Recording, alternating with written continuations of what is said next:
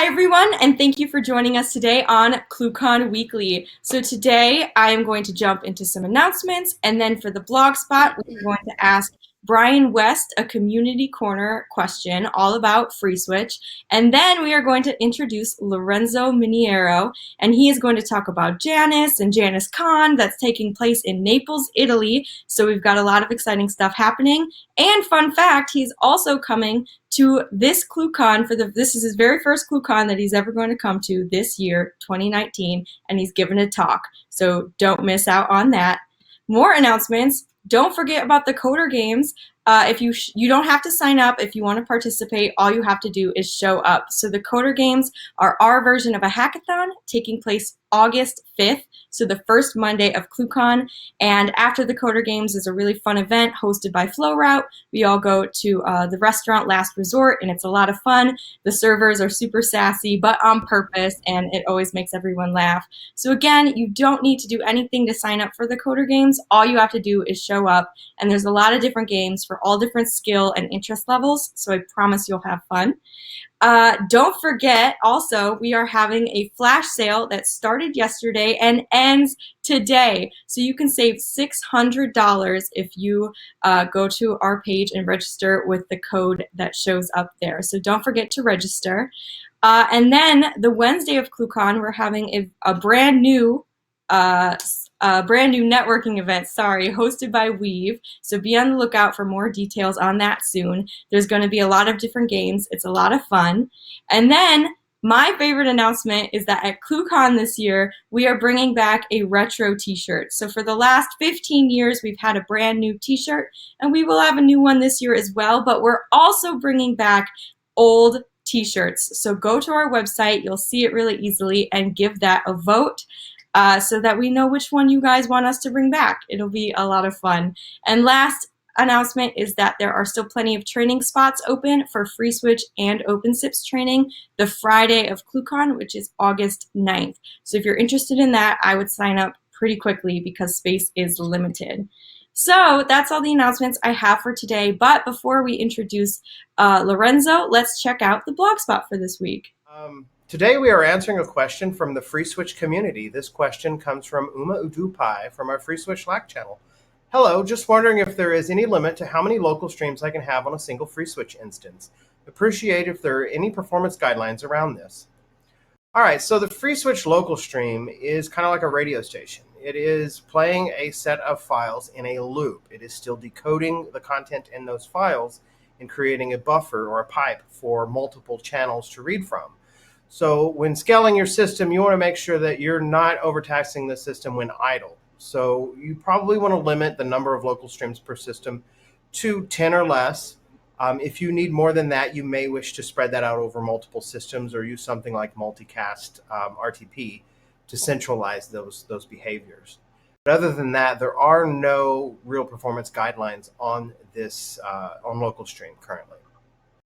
And that's the best I can answer that one. Hey, thank you so much, Brian, for answering those questions for us with answers from the experts, right, guys? So today we're going to be talking to Lorenzo, who is most known as the author of the Janus WebRTC server. So Lorenzo, how you doing today? I'm doing fine. How about you, Madison? Really, really nice being here. So glad to have you. I'm doing good, thanks. We are just in the thick of planning ClueCon, our event. And I actually understand that you guys are throwing a little event of your own. Can you tell us some more about that?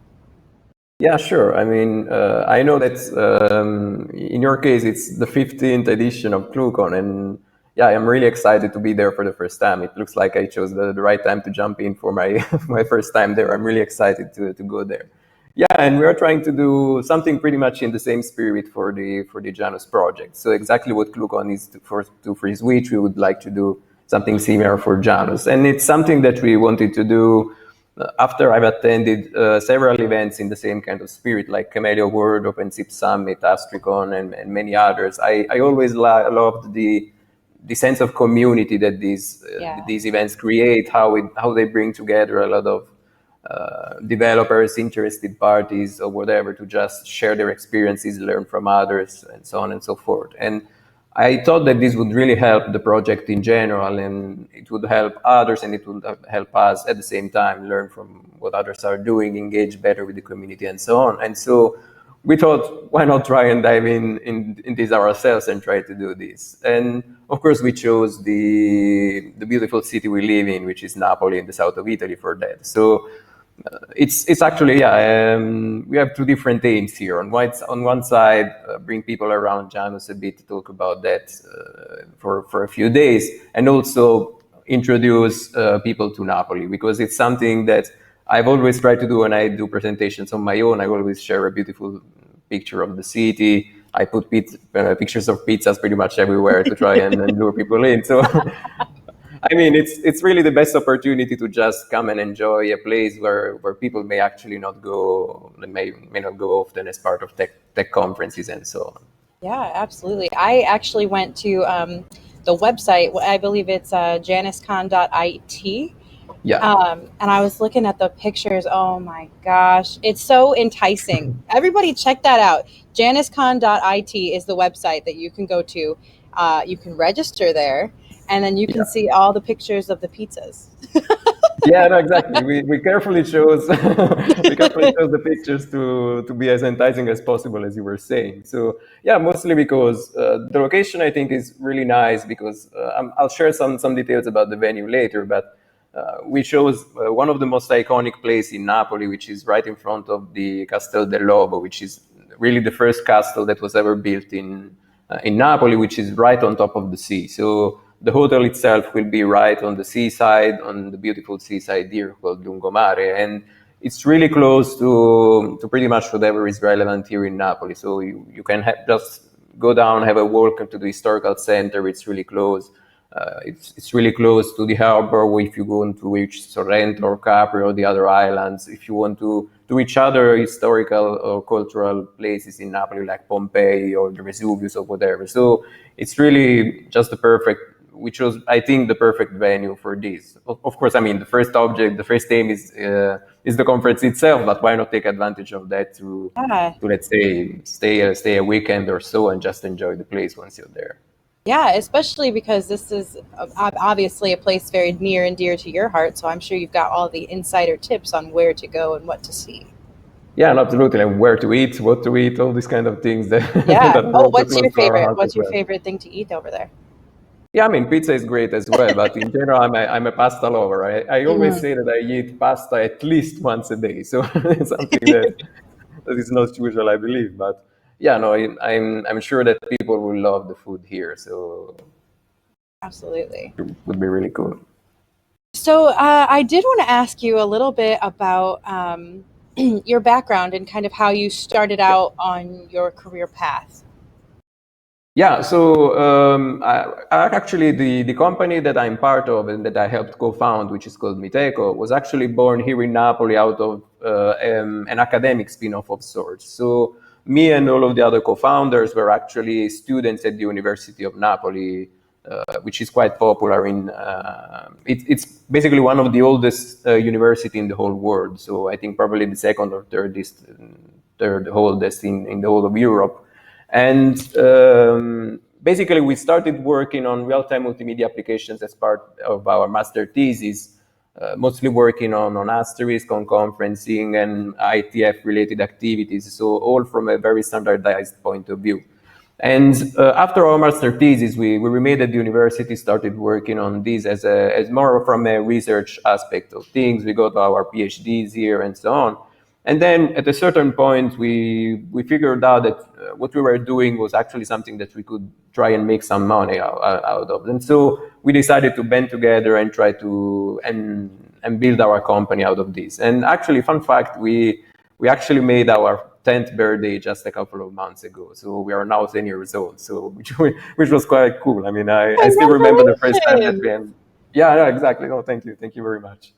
And so, yeah, we worked a lot on multimedia conferencing at the time, and then we slowly widened the scope to multimedia applications in general. So when WebRTC came around, I mean, we really jumped on the opportunity because we were already working on something similar, so real-time media in browsers, pretty much as we are doing right now for this call.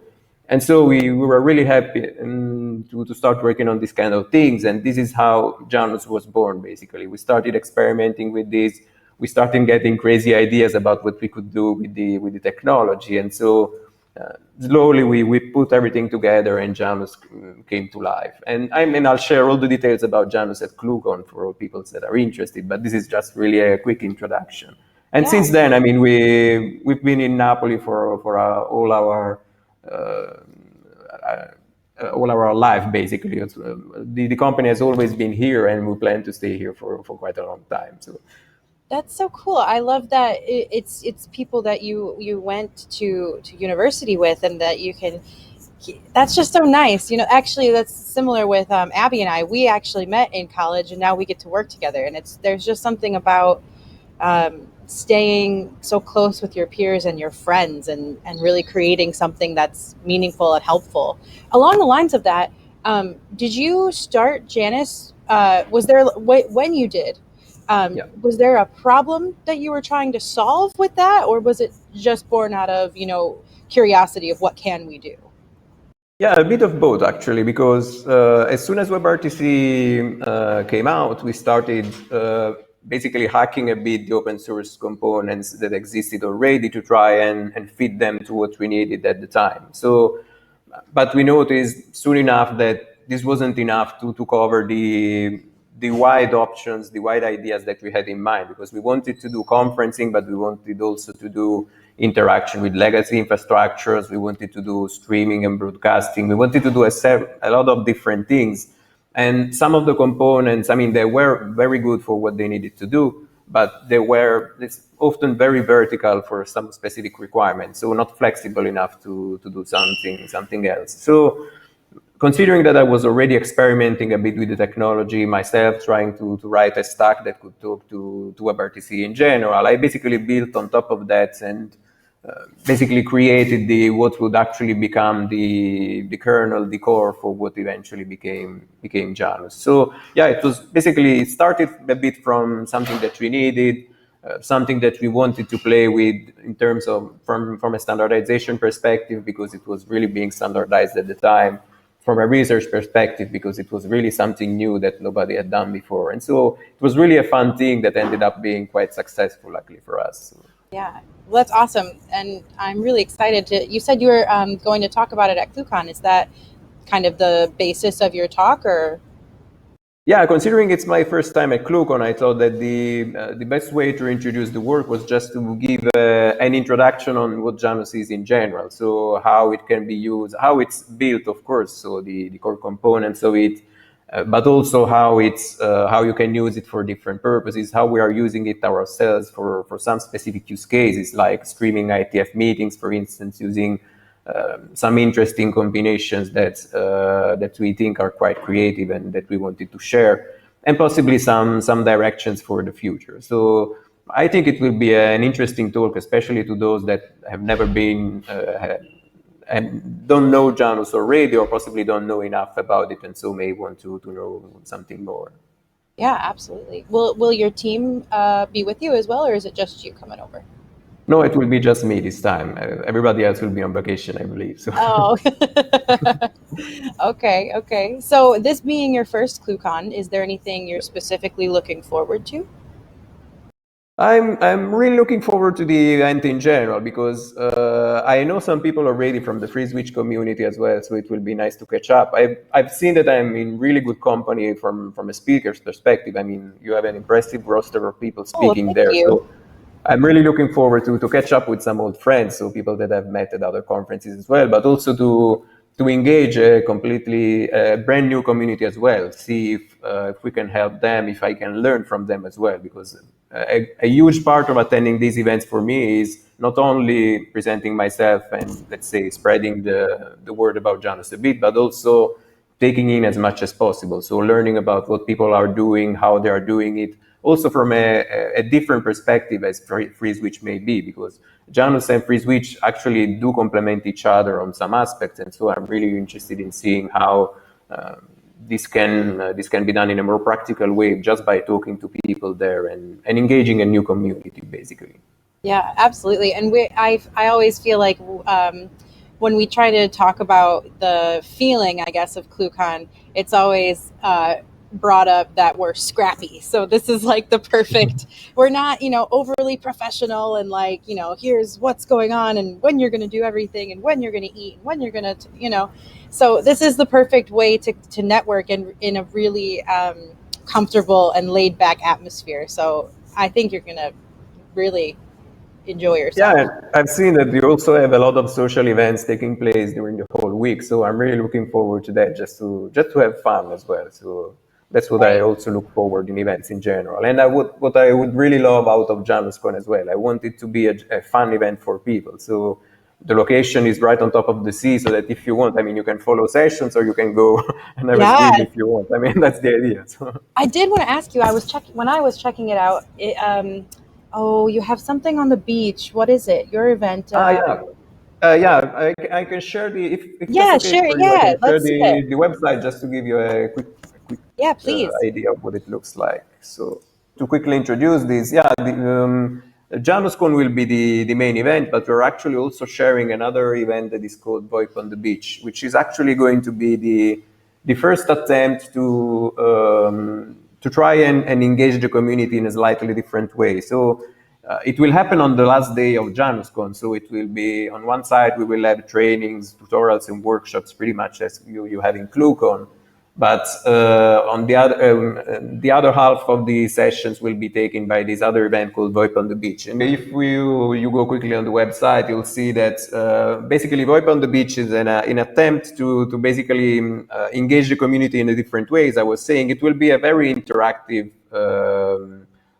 event. So it's not going to be people presenting and other people attending like JanusCon might be or the presentations in ClueCon might be, but it will be very interactive. I mean, we'll collect ideas and feedback during the days of JanusCon itself, just to see what people think are the big issues in VoIP today or in RTC in general today. What can be done better? What some people are fighting against? What are the biggest challenges and so on?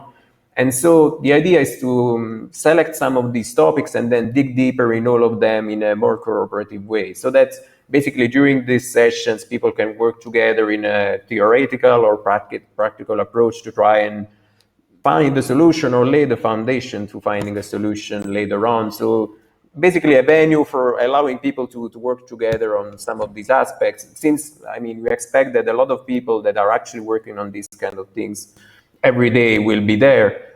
I mean, the idea is, since you're all there, try and find a common solution to the problems or fighting against yourself on a daily basis on your own. So no need to do that on your own. You know that other people are having the same issues. So just band together and try to find a solution together. And we want this to be as interactive as possible. So there may be some quick sessions to just introduce the issue, let's say a few slides to describe what the problem is, but then we will encourage people to engage as much to the best of their possibilities together in order so that everybody can contribute to this, both by proposing ideas, proposing solutions, and so on.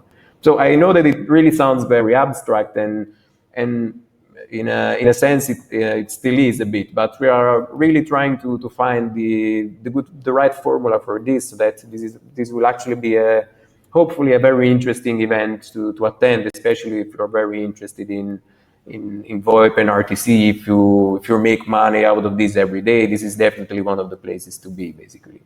One thing that I forgot to say is that both the logos were done by a really close friend of mine, and the VoIP on the Beach logo in particular, I feel will look really great on a t-shirt. So I really can't wait for it for them to actually land on some t-shirts, because I think that's really one of the t-shirts that a VoIP lover will want to show off at the beach somehow. So yeah, it looks great. Well, so before we sign off, is there anything else you'd like to say? No, we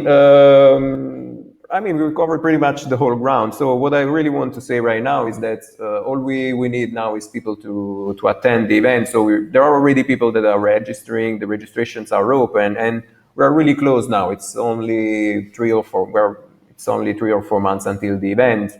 And by the way, the call for papers is open as well. So if you go on the website, you'll see that there is a link to Paper Call. That is the website that we use for the call for papers. So if you have an interesting idea that you want to submit to the conference and present something, just head there. The call for paper is open until the end of the month. And of course, speakers get a ticket for free. So it's one more reason to try and submit something as well. So.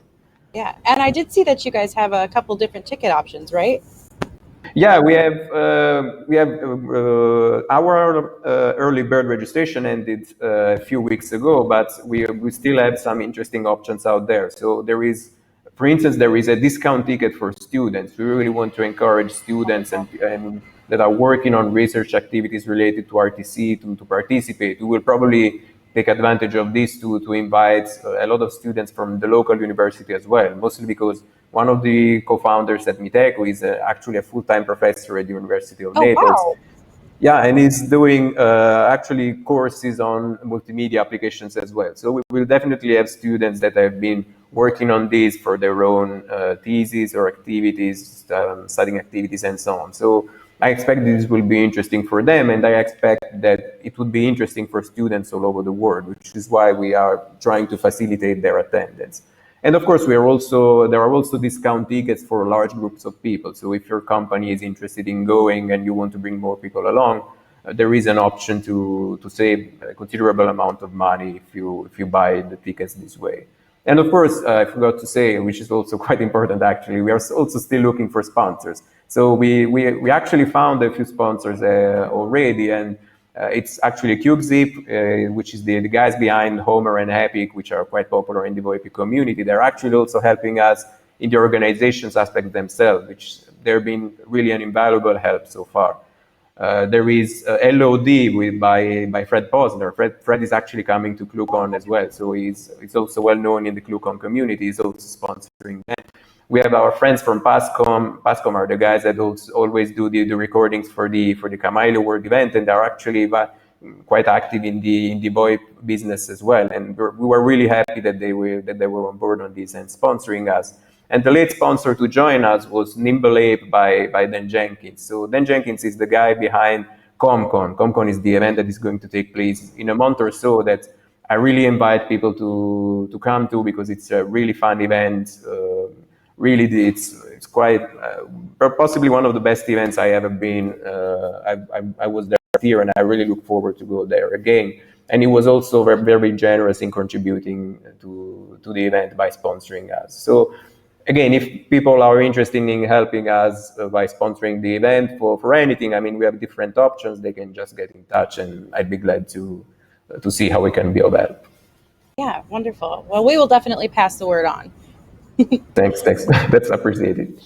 Well, thank you so much for coming in and talking to us today. We're so excited to see you at ClueCon, and hopefully that one is your best conference you've been to so far. Yeah, really looking forward to that. And really, thanks again for having me here. I was really excited to have a nice chat with you guys. So, and I was really happy about how it turned out. I mean, I really had fun. Good. Me too. All right. So we will see you in August. Absolutely. And have a good day, Lorenzo. Have a good day, you too. So bye-bye. I just wanted to, bye-bye. Sorry. No, you're okay. I just wanted to finish up and let everybody know that our next guest on ClueCon Weekly is Carol Davids from the Illinois Institution for Technology. And she will be in here in her lab at the school talking to us a little bit about what they've got going on over there. So stay tuned for that. All right. Absolutely. She's a great guest. I mean, I met her a few times at other events, and they do great stuff with RTC stuff. They do some really amazing things. I'll definitely make sure to watch the yeah, join us. All right. That's all we got for you today.